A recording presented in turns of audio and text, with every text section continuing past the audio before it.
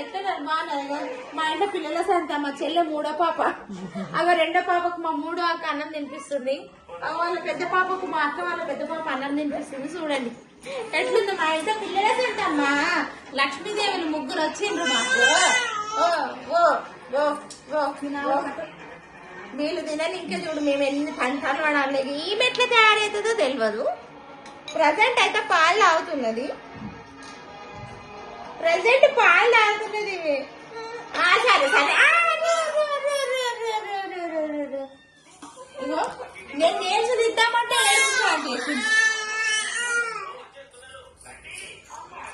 నేర్చు పెరిగినాయి.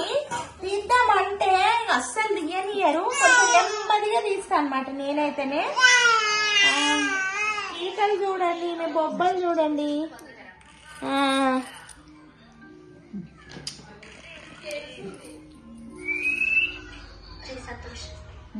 అయిపోయింది కట్టు లాస్ట్.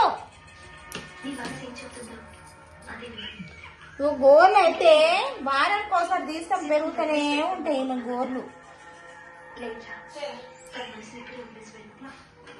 ఇంకా ఇక్కడ ఉన్నప్పుడే పాపం మా చెల్లకు కొంచెము రెస్ట్ ఉంటది. ఇక ఆమెకు కొంచెం రెస్ట్ ఇవ్వాలి కదా. డెలివరీ పేషెంట్లకు కంపల్సరీ, డెలివరీ అయిన తల్లులకు మాత్రము ఒక 2-3 years వరకు మాత్రం చాలా వాళ్ళకు ఇబ్బంది ఉంటది. నిద్ర సరిగ్గా ఉండదు. అన్నం తీసేనట నేను మా చెల్లి కూడా పాపం ఏం కూర్చోదు, ఏదో ఒక పని చేస్తేనే అయిపోయింది.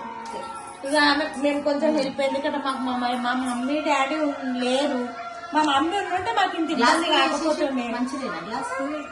సరే సరే సరే సరే సరే సరే వాళ్ళ అమ్మని చూసి ఏడుస్తుందాము.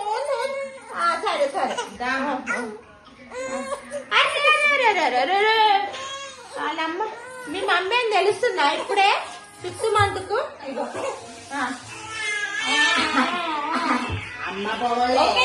బాయ్. మరి మీతో షేర్ చేసుకుంటున్నా.